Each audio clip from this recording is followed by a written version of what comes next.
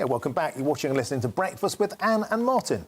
Now, a Peckham shopkeeper was filmed apparently strangling a woman who tried to walk out with some products. This has gone viral this week. Yes, yeah, even I've seen this. Yeah. But I think we've only seen a selected bit, haven't we?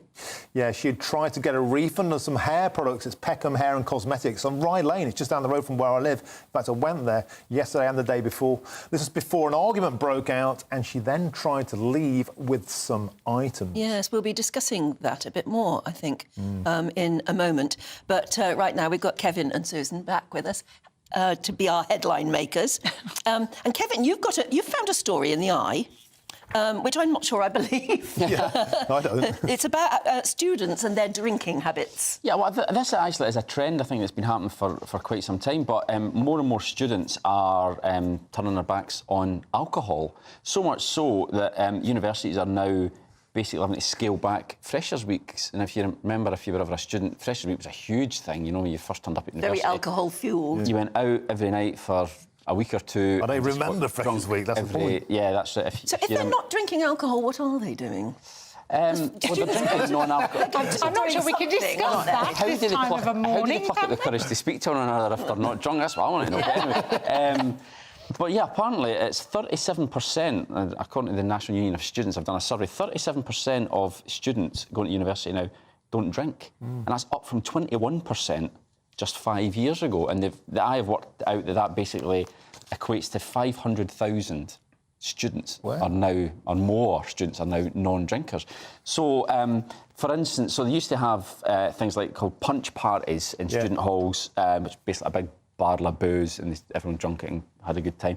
Well, they're now having to have non-alcoholic punch because the kids don't want alcohol anymore. But yeah, it's as you say, though, alcohol, it loosens you up, obviously, and then that's when you make friends. And you've got the courage to and if you don't learn how to drink at university, why have you gone? That is kind of thing. Having said that, they have got other kind of activities. And I mean, as somebody, I'm not a big drinker, so I don't actually believe you need alcohol to have a good time. That isn't what I believe. But I think it is kind of quite hard when you're meeting new people, like you say. But they are saying things like they have bingo nights, roller disco, late night museum visits, which all sounds very lovely. Yeah, but all of those would be improved if you had a drink. I tell you what, though, it's not the full story, though, is it? Because they might not be drinking alcohol, but there are other things going on in our university. That's what I wonder. And I remember visiting my son when he was at university, and an ice cream van came round well after midnight, dinging its little bell. And I was like, it's very late for ice cream. Wait a minute. It's not selling ice cream. It's not selling ice cream, is it? Little thing to watch out for there. Yeah. I wonder how much of this is about body image, because particularly amongst young men now, young men, it's really, really... Like when I was a lad, Ladism, Loaded magazine was out, and people had beer bellies. It was different all the time. And now it's like so Instagram driven. It's all about being that kind of beach body ready thing. I wonder if that's a factor. Definitely, yeah. I mean, it's a long time since I was a young man, but you notice it now that these young guys are... They're ripped. They're pretty buff, and they wear tight T-shirts to show off their biceps. Yeah, well, as you say, it's the Instagram thing. Yeah. That's the generation they are. Yeah. And if you're taking selfies and posting them on your Instagram or whatever, you've got to look good. It is also part of the fact. I mean, a lot of students, obviously, and young people, vegetarian and vegan is a big thing as well. A lot of them don't eat meat, so it is like a different kind of thing. Absolutely, and it's like drink doesn't, I guess, go along with. No. Building yourself up, having a sculpted body, it probably makes it harder, so I guess it makes sense. They'll have very long and dull lives, I guess. but they'll actually go to lectures and stuff. Absolutely, so they've got no excuse now to get their degree. I'm sure they should I'm sure they're taking other substances and things. Well, I think they are, yeah. Well, I think that's a good point. They argue, that generation argues quite forcibly that alcohol, we know, is a poison and is very, very bad for you, whereas certain drugs that they like aren't anywhere near as bad. There's an argument for that. It depends on the drug. They will argue it, I wonder what it means, for the hospitality trade, pub trade. If you're not getting loads and loads of students coming in every night, or young people in general the other drinking. thing is they're all vaping as well, aren't they? Yeah. I wonder how much this is driven by the cost as well. I mean, it's blooming expensive to go for a night out. Going for a day or a night out in a pub now is a bit like it used to be going out for an expensive meal. You can spend a packet, and if you're on a grant, then of course it's going to be hugely expensive. Do let us know what you think. Are we being silly old fogies from a generation or so where drink was all, or do you believe with this? And what do you think the youngsters are doing? I don't know. Probably they think we're talking rubbish because they are doing something else. Now let's go to The Guardian, Susan, and the Childline charity and what it's saying at the moment. Yes, so it actually follows on from what you were just saying about how the Instagram generation and people taking pictures of themselves and posting on social media, obviously. But this has actually come about a report that has been done by the Girl Guiding organisation, which actually I was surprised actually still exists, but it does. And it's saying that how many girls suffer some sort of online abuse. So 37% of young girls and women aged between 11 and 21 have been sent upsetting photos or content by people they know.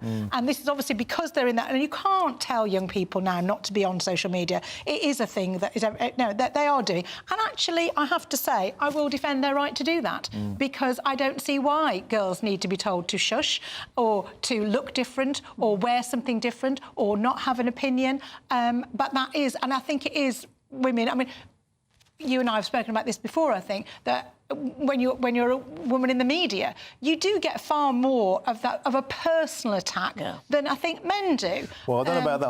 I've had a bit of a week. I've certainly been getting more than my fair share of Terror Man style aggro. Yeah, and I think boys do get a lot of stick as well. But do they go on about your hair? I don't know. But it's because you're on social media a lot. Yes, of course. And so if you're saying to young girls, you know, they're getting this sort of horrible abuse, but it's because they have social media presence. And that's the problem, isn't it? And I'm not saying they shouldn't be on social media. They've got every right to do that. I worked for Childline, who are also involved in this piece in The Guardian, and I worked for Childline for 5 years, and I worked for the schools service, which is where you go in and talk to children about all forms of abuse, just so they're aware, because you don't know, if no one explains to you what neglect looks like, you might not know you're neglected, that you need to talk to somebody. And emotional abuse was one of the 5 areas of abuse you talk about, and a lot of that comes about from emotional abuse is what it is, and people don't realise. It used to be sticks and stones break my bones, words don't hurt me, but they do. Yeah, and I've been to schools. I spoke to about 45,000 British teenagers about pornography addiction and the sort of stuff that young lads are sending around, not just to girls, by the way, but to their mates to try and freak them out. They're just not aware that it's unacceptable. You'd think they would be, but it's become so normalised to ping this stuff across, to try and freak out their friends or to freak out the girls. Your whole teenage being inundated by that, you could spend years of it. Yes, it becomes normalised to you, and yet it's horrible, horrible content. And I saw a really interesting piece in the week about the demographic now, the least confident of their bodies and showing them in public are young men. And it's back to that thing we were talking about a minute ago, about they feel like they need to look like, you know, somebody off The Only Way Is Essex, or even in the pornography they watch. And so all this kind of feeds in. And Catherine Birbal-Singh, who's the superhead, she says 99% of problems are always caused by social media in schools. It's just really... Well, it's one of those things that you can't... I mean, I've got a 13-year-old daughter, and you can't say, right, you're not going on Snapchat, you're not going on so TikTok. How do you monitor? Well, you just have to try... Well, one thing we've done is we take TikTok off her all the time, because it's like the biggest punishment that we can give her is if you misbehave, we're taking TikTok off your phone. We've done it about 3 or 4 times already. She's not had it very long. So all her friends are on it, and you just have to constantly remind her, be aware of who's reading it, be careful about what details you give out, don't put up any pictures of yourself, all that type of stuff. And also positive reinforcement away from that as well. I think saying, you wear what you want and don't listen to anybody else, or you look great, or that actually, I mean, people don't do that enough, I think. I think I was in America recently, and people will just come up to you in America and go, hey, I like your top. We don't do that here, and we should say to people, you look great, or I love, and actually all that positive reinforcement is really helpful, I think, for young people. What's vital is I had so many parents coming up to me and said, how can I stop my son looking at this stuff? And I said, you can't. But what you should say to them, what you can say to them is that if you ever see anything that worries you or freaks you out, you can talk to me about it. And it's the same with all the online abuse they're getting on WhatsApp. Would they do that? But at least they know they're pushing at an open door. That is what you do, though. That is the Childline line that we go into. And there's always somebody in life. It might not be, it could be your teacher, but it could be your swimming coach, or it could be your best friend's mum, or there's always somebody in your life. Think about the people in your life that you could talk to about it. There's always someone who will relate to you and you can relate to. Because there's nothing worse than a child suffering in silence. Yeah. They feel ashamed Totally. and they're too scared to talk to their parent. They need to know that they can push it. Well, you have to have those conversations because you can't just say you're not going on social media. That's just not Yeah, an it's option. not You have to really, accept no. that they will go on it. All their friends are on it. They'll probably get bullied if they don't go on it. Yeah. But Yeah. they have to be able to use it in a... But when they're too reasonable, big for the sensible naughty step, though, it is quite a good device to use. Well, that's coming off. Yeah, good point. Now then, Kev, wouldn't be a newspaper review without a pop at the European Union. And here we go. Well, the Commission plans to rename jam as marmalade. Now, they I don't understand this. They do rather set themselves up for ridicule over stuff like this. Now, apparently, the European Commission is revising its breakfast directives. And who knew the breakfast directives? There's a breakfast directive? Well, We've all been doing it wrong, haven't and they're we? saying that jam should be labelled as marmalade. No. And that marmalade, traditional orange marmalade, should become citrus marmalade. I'm outraged. Now, it's not all why? bad. They just, well, it's to try and make it uniform across the whole of the European Union. But it's not all bad because they're saying that the minimum fruit content of jams, or marmalades, I guess, should be increased from 35% to 45%, so that's not a bad thing. Now, you might ask, what's this got to do with the UK, because we're not in the EU anymore? However, because of the Windsor framework that Rishi Sunak negotiated to try and sort out the problems in Northern Ireland has to abide by... Yes. Well, it's up to the government, really. know yet. They may have to abide by this. And I was checking out that there are producers in Northern Ireland, as you might expect, of marmalade, jams, conserves. So it could actually I'm more impact outraged as about well. this than I have been about anything else all morning. I am a huge marmalade fan. Me too. I use marmalade on lots of different things. Yeah. My bacon sandwich is not complete without marmalade mentioned that on before, it. I yeah. have. I've told you Bacon about and it. marmalade. I've got to try that. Bacon sandwich with brown sauce and marmalade. Trust me, it's... I need to try it now. Oh, that sounds great. It does sound great. I put this on. I put a picture of it on social media. Loads of people tried to went, "You are right." I know I'm Sweet and right. savoury, Yeah. sweet and savoury thing, yeah. Yeah, no, absolutely. But I just... Marmalade is oranges and jam is everything else. Exactly. Why meddle? Although, just to confuse the issue even more, not that I'm a marmalade expert or anything, but marmalade is derived from a Portuguese word, marmalada, which is from marmelo. And the Portuguese word for quince is marmelo. So it all gets a bit confused where so we call marmalade, we think is oranges, and actually it's based on something based on quince anyway. So maybe the EU kind of are kind Yeah, of... but if you go to America and ask for marmalade, they just don't know what you're talking about. No, they at don't. all. But they'll give you some syrup, which is fine. Yeah, well, it isn't the same. Which you can pour over your bacon. Who'd have thought that Paddington Bear will be in the crosshairs of Guy Verhofstadt? There's nothing Outrageous. sacred. What about, Susan, etiquette when you go to a concert? Yes. Well, this is one of a certain bugbear with me, that people who not knowing how to behave either in a theatre or at a gig. And over X, as we're now meant to call Twitter, there's been quite the kind of furore in the last few days.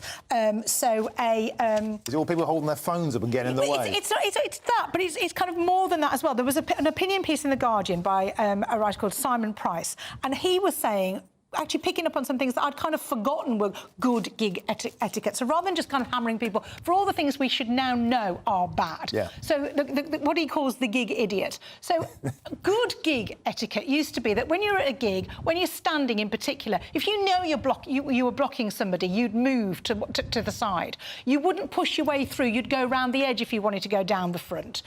All that kind of thing. And then a singer-songwriter called Lucy... Where is her name? Lucy May Walker, who's a singer-songwriter, has put on her gig etiquette on it, so you can look it up. Don't talk, be in the moment. The audience is not paid to see you. Read the room. If you're the only one singing, stop. And have an amazing time, which is the best kind of advice of all, isn't it? That's very nice. No, actually say don't have a drink if you're a student. Well, they already won't be.